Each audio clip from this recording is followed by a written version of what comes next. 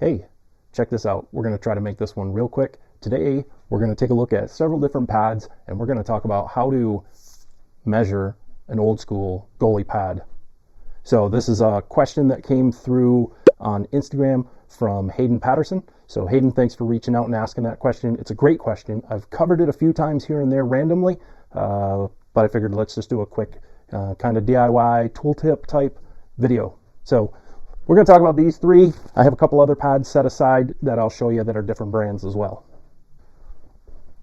All right, the reason we're going to start with these three pads are because they are all three ones that we know the size of, and they're, of course, Cooper pads. These are 34-inch pads because they are marked as an XL. These are 32-inch pads because they are marked as an L, and these are both leather era.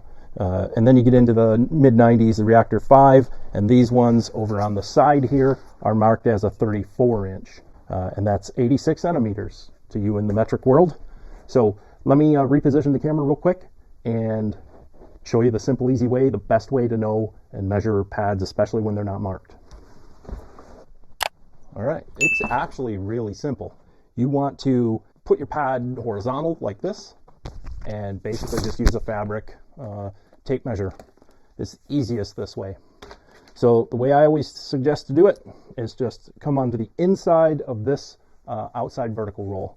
So you just want to line the end of your tape up at 0 on approximately the end of the toe binding, then just set her down there over to the thigh, and you'll see I come out at 32 right at the top of the thigh there.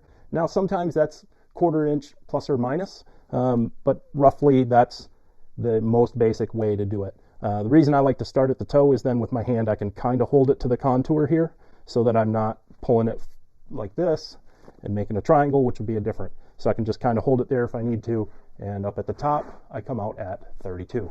So we'll put that one aside real quick. Just showed you that's a 32-inch pad. Let's go to the green, which is a 34. Once again, we're just going to go on the inside of this here and set it at the end of the toe, and we come out to about 34 1/4 on this one. So still ballpark 34. Now we get into a 90s pad with the Reactor. Same thing. Your proportions are going to be different though in the build of the pad. That's why they don't always look like the size they say, or you know what I mean. So we'll set that in there. We'll come out to here, and this one's coming out at about 34.5 inches, and it is marked as a 34. You know, I guess from usage and whatnot, this is a synthetic pad with foam, so it could quite possibly be stretched out a little bit or whatever.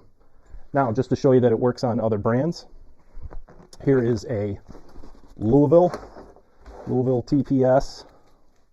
This is a model TPS 300, and it is labeled 32 inches, 81 centimeters to my toe. Hold it there, just let it lay across there, and we come out to 32 inches. One more here. This is a Glenn Miller Lancer. This is marked as a 32 inch. And we come out to the 32 inch mark. All right, that's enough of that. Let me show you how to not do this. Okay, here we have a 32-inch Vaughn pad, and this is the mistake way to do it. Do not stand your pad up against the wall and measure from the floor to the top, because that'll come out to about 27.5 or 28 inches there, and that is not the size of that pad. That pad is very much a 32-inch pad. You have to account for that boot. So let me just wrap this video up with one other little topic, and that's about fit. I don't know how to tell you what size you need. I can tell you I'm just under 5 foot 11 inches, and I'm comfortable anywhere from 32, 33, 34 inch. All the pads, different makers, different model lines, all seem to fit a little bit different.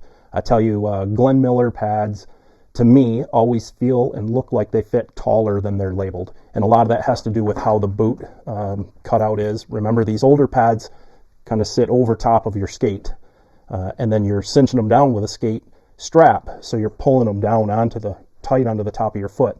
So that does change things. Now, my sweet spot is 33 inch, 34 inch most of the time. 32 is the easiest to find. I wear a lot of 32s. Basically, what you're hoping to do is get this on your leg and have your kneecap rest in the middle of the middle roll.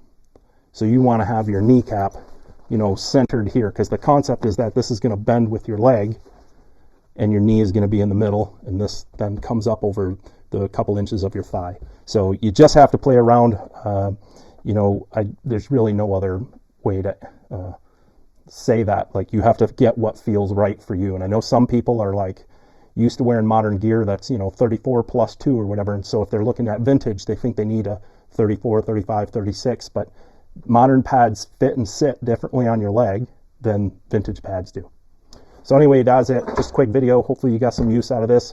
Maybe it'll live on forever, and anybody else with this question will be able to check out the video. So if you like the video, please give it a thumbs up. If you don't follow me on Instagram, where this question came from, please do so. It's @thecoopergoalie. And if you haven't hit the subscribe button and the bell notification icon yet, please do so. When I post new videos, you'll get an update. Thanks for watching.